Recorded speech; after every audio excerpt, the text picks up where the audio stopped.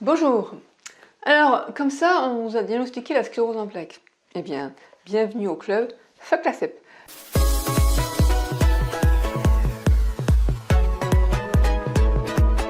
Non mais, trêve de plaisanterie.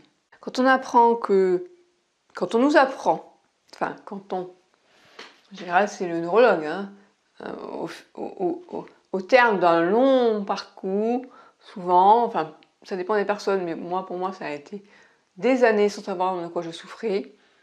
Eh bien, pour d'autres personnes, elles ont eu une crise, une poussée très, très forte et rapidement il a fallu qu'on leur a diagnostiqué la maladie. Que l'annonce vous ait été faite après une longue errance médicale ou bien après une poussée, c'est toujours un drame d'entendre cette annonce. Vous avez la sclérose en plaques. Et alors, soit vous connaissez la maladie, mais souvent dans des termes peu élogieux, vous vous dites ma vie est foutue, je vais être fini en fauteuil roulant. Ou bien vous ne connaissez pas du tout cette maladie et vous dites c'est quoi ça, la sclérose en plâtre? Et ça vous fait peur, forcément, et c'est normal. Mais là, dans cette vidéo, je suis là pour vous dire il y a autant de sclérose en plaques que de personnes finalement. Parce que personne, et même le neurologue, ne veut pas vous dire, quand il vous diagnostique la maladie, si vous allez effectivement avoir une forme sévère ou pas. Bon, après, c'est sûr que assez rapidement, on va voir si il va vous dire vous avez une forme progressive ou rémitante. Mais moi, j'ai été diagnostiquée déjà dans une forme progressive. Secondairement progressive, en fait, c'est uniquement quand ça a touché mes jambes qu'on a su que j'avais la sclérose en plaques. Et au départ, on m'a dit le DSS à 3, vous avez une forme bénigne, parce que ça fait des années que vous avez la sclérose en plaques. Et puis, 10 ans après, vous avez une forme secondairement progressive, EDSS de 6. Et j'ai dit, what the fuck? Mais en fait, c'est simplement parce que quand la maladie m'a été diagnostiquée, elle était passée en mode secondairement progressive. Et que finalement, il a fallu des années avant de savoir que j'avais la sclérose en plaques. Bref, chaque cas est différent. Peut-être que vous avez juste eu une poussée, ou bien vous avez eu plusieurs poussées, plusieurs événements comme ça, où vous ne compreniez pas ce qui vous arrivait, peut-être des fourmillements dans les mains, des douleurs, une baisse d'acuité visuelle sur un œil, que ça peut être d'autres, un problème pour marcher, des pertes d'équilibre, Et puis il a fallu plusieurs poussées. Les poussées, vous entendez ça quand, après coup, on vous dit c'est ce qu'on appelle une poussée. C'est quoi une poussée? C'est une période en fait inflammatoire où la myéline est attaquée par votre propre système immunitaire. Bref, donc moi je sais que même si l'annonce de la maladie m'a bousculée comme pour tout le monde, ça m'a au départ soulagée. Pourquoi? Parce que je me suis dit enfin, on ne me dit pas rentrez chez vous et faites-vous un bon steak. Vous racontez des conneries, tout ça c'est dans votre tête. J'ai fait un bouquin qui s'appelle C'est docteur à côté de la plaque. Ça explique mon parcours. Vous n'avez rien, mademoiselle. Encore un qui pense, c'est dans la tête. Ça c'est horrible quoi, c'est horrible. Bref, voilà, donc on vient vous annoncer la maladie. Vous allez vivre différentes étapes, ce qu'on appelle les étapes du deuil. Et c'est normal, donc je vais vous les dire. J'ai fait un petit bouquin qui s'appelle Fuck la CEP. Va te faire voir ailleurs la CEP. On aimerait bien, mais bon, c'est pas toujours possible. Hein. Mais alors, qu'est-ce que je vous lis là-dedans? Alors, l'annonce diagnostic est vécue par chaque malade de manière variable. Donc, les différentes étapes, c'est... Je vous mettrai un extrait du livre. Vous pouvez dérouler la barre d'infos, vous allez avoir le lien, hein, vous pouvez télécharger. C'est gratuit, c'est offert, c'est bonus. Alors d'abord le choc. On est sidéré en fait. Voilà, on est sidéré. Qu'est-ce qu'il me dit là? Sclérose en quoi? Voilà, et puis après, deuxième étape, c'est... Je crois que c'est le déni. Ouais, le déni. On dit mais c'est pas possible, à cause des bêtises. Bon, c'est pas vrai. Après c'est la colère. Voilà. Puis après le marchandage. Bon, si je fais ça, et peut-être que finalement on va se rendre compte que c'était pas ça. Hein. Bon, bref, phase 5, la résignation, la dépression, la tristesse. La phase 6, l'acceptation. Et la phase 7, la reconstruction. Ce qu'on appelle aussi l'appropriation. Parce que ça a été, à la base, c'était pour les personnes qui étaient en fin de vie.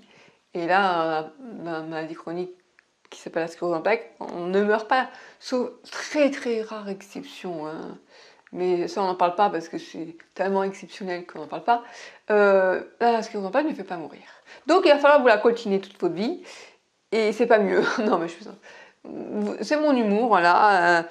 Si vous aimez, bah, suivez-moi sur mon blog, lacep.com et me vivre avec. Et puis sinon, bah, fermez la vidéo. C'est comme ça, je suis comme ça, je suis cash, j'aime bien. C'est mon humour. Voilà, donc, quoi vous dire d'autre? Donc voilà, vous venez d'entendre cette annonce. Et ça remue, mais c'est normal, vous allez passer par ces différentes étapes, plus ou moins rapidement. Et moi, je sais qu'au début, enfin soulagée, enfin, on me disait plus c'est des bêtises que vous racontez, on ne vous croit pas. J'avais plus à me battre. Ça y est, le diagnostic était posé, j'allais être pris en charge par en ALD, donc par allocation affection longue durée. Voilà, j'étais reconnue en tant que malade. Donc j'avais plus à me battre pour savoir de quoi je souffre. Et puis après, il y a eu la période, et encore des examens pour les yeux. Puis vous avez la première poussée pour laquelle vous savez que c'est une poussée. Bon, en général, là, moi en l'occurrence, j'étais allée chez le neurologue, j'étais en poussée, donc il a proposé le premier bolus de cortisone. J'ai refusé parce que il m'a diagnostiqué la maladie le vendredi, et le lundi, il fallait que je rentre en clinique. Et je rentre, le matin, et je retourne chez moi à midi.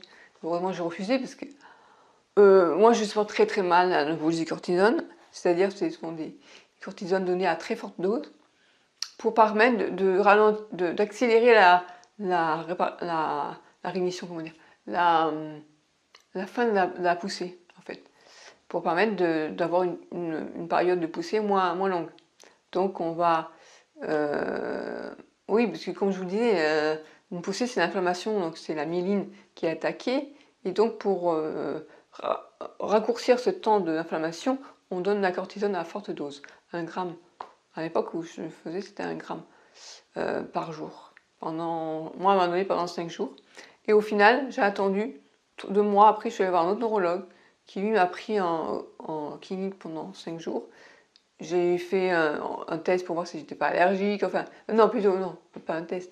On m'a pris un électrocardiogramme. Après, on m'a pris en hospitalisé pour être sûr que si jamais j'étais allergique, si je faisais une réaction allergique, on puisse vient me prendre en charge. Voilà, donc le premier neurologue que j'ai vu, heureusement, je ne l'ai pas fait avec lui parce que ça craint, quoi. Bon, moi, bref. Voilà, donc souvent vous allez connaître votre premier bolus de cortisone, c'est pas facile à vivre. Moi, ça m'avait donné des mycoses dans la bouche, ça m'avait rendu hyper stressée, je pouvais pas dormir, bon ça, pour tout le monde c'est ça. Et puis après, vous allez être confronté au premier traitement de fond. Alors parfois, moi, on m'a pas tellement laissé le choix, si j'ai le choix entre interféron ou copaxone, à l'époque où il n'y avait pas de traitement oral, donné par oral, là on va vous dire, choisissez, alors vous voulez quoi? La peste ou le choléra? Ben, rien. Non, c'est pas possible. C'est pas possible parce que ne rien vous donner, ce serait stupide. Parce qu'on sait que maintenant, plus tôt on traite la maladie, et mieux.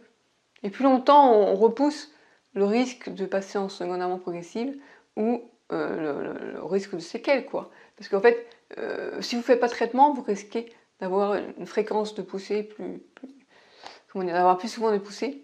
Et oui, moi, la Copaxone, ça a marché. Pendant 7 ans, j'ai pas eu de poussée.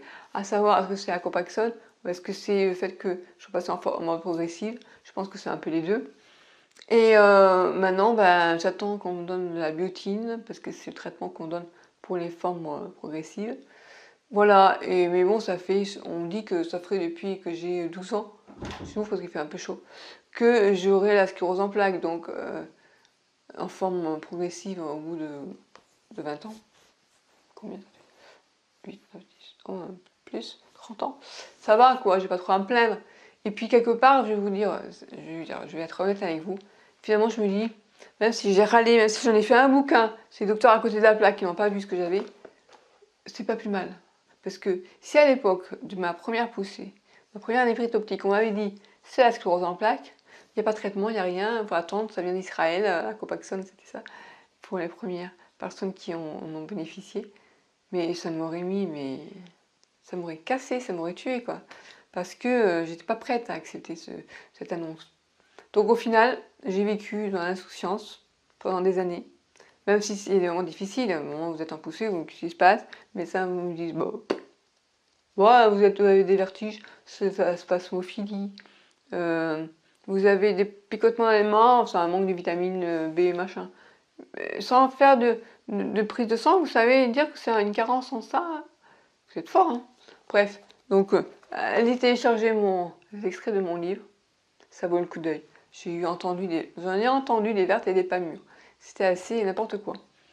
Bref, donc tout ça pour vous dire, je reviens à mon début, tout ça pour vous dire, on vient vous annoncer que vous avez la sclérose en plaques.